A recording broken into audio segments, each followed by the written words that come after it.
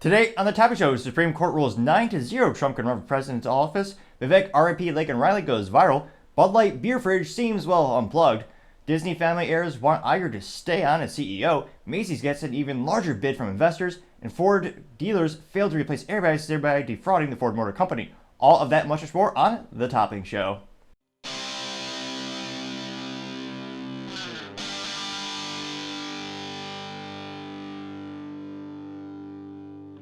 Thank you everyone for taking the time to tune in today. Today's episode of the Topping Show is proudly sponsored by Topping Technologies.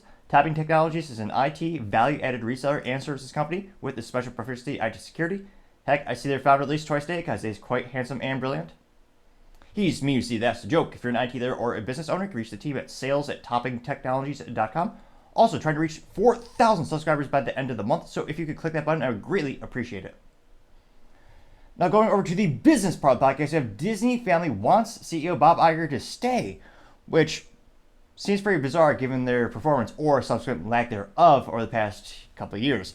Now, specifically, this is written by Irma Thorne over on LinkedIn. They say that the Disney heirs are starting to take sides as you have an ever-growing battle between the traditional Disney shareholders as well as now the more activist investors, aka the ones that get them out of identity politics, sexualizing children material.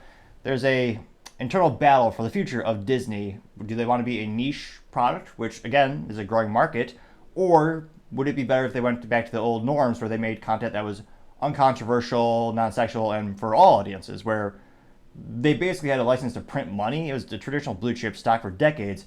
You knew you weren't going to get rich overnight by buying Disney stock, but over time it would grow because, again, over time they were very successful. And truth be told, Bob Iger helped contribute to that. I would argue prior to all the controversy when he made brilliant acquisitions with Marvel as well as Lucasfilms. Though subsequently they also kind of shot themselves in the foot by destroying the intellectual property, by putting more volume, really going after a volume versus a value type of media, just putting a bunch of those movies out. And I don't know what Kathleen Kennedy is thinking. Many people just argue she's mentally vacuous. Well, her performance is certainly vacuous to say the least. Now, it looks like specifically 9 of the grandchildren of Walt Disney and his brother Roy Disney back CEO Bob Iger and the current board, saying they're, quote, faithful to Disney's magic, unquote. Which is quite concerning. What kind of magic is that where they're sexualizing children materials? Probably not the best magic, and certainly not what Walt Disney would ever approve of. If take 1/10 of a minute just to read a little bit about the founder of Disney, I mean, Walt Disney was pretty darn conservative at the time. It was one of those instances where if he saw an employee step one iota out of line, and he was so stringent about the parks being clean, safe for everyone, and it's kind of sad to see how the company has gone downhill more. Now, of course, Disney warns that the activist investor Nelson Putz, who's again trying to get two board seats at the annual meeting in April, and other activists, they called them, quote, wolves in sheep's clothing just waiting to tear Disney apart, unquote. Perhaps a better, more accurate description would be they're trying to throw them a life preserver because right now Disney is drowning. Again, they're still losing money on Disney Plus. They're losing money on all of their films. They lost $1 billion on their films last year, which, again, historically speaking, they used to print money legally, basically. Because, again, they've fractured the audience. They're going after the very niche audience that wants those types of extreme politically charged children content. Again, that's not zero. There are some people there, and it is growing, but it's still not by no means the majority of the market. And they're also alienating what was the traditional market share, the traditional, more apolitical, everyone just wanted to tune in and watch Disney because it wasn't controversial. And it's gotten worse. It actually helped fuel one of the fastest growing media companies, the Daily Wire. They launched their whole kids platform known as, I believe it's called Bent Key. And interestingly enough, the parent company is called Bent Key Ventures. And it's all about kids content that's not controversial and not political. And they're growing exponentially. They're one of the fastest growing media companies. And it's all because Disney is continuing to go down this path.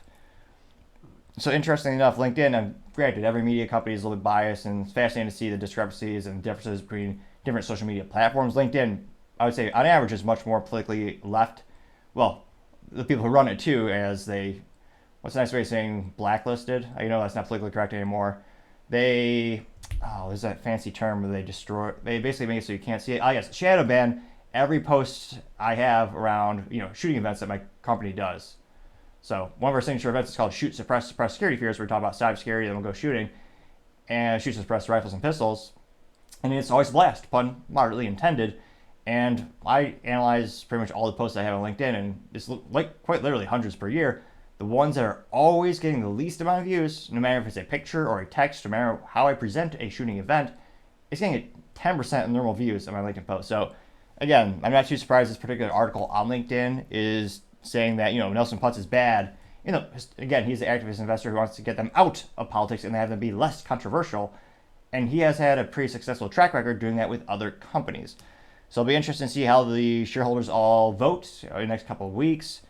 And let me know in the comments, will you ever tune into Disney again when they've so alienated so much of their audience? Again, they're not going out of business anytime soon. They're one of the most longest, well-known established brands in Americana. But long term, they could be going down more and more. At one point, Ford Motor Company got more than 50% of all automotive sales in the United States.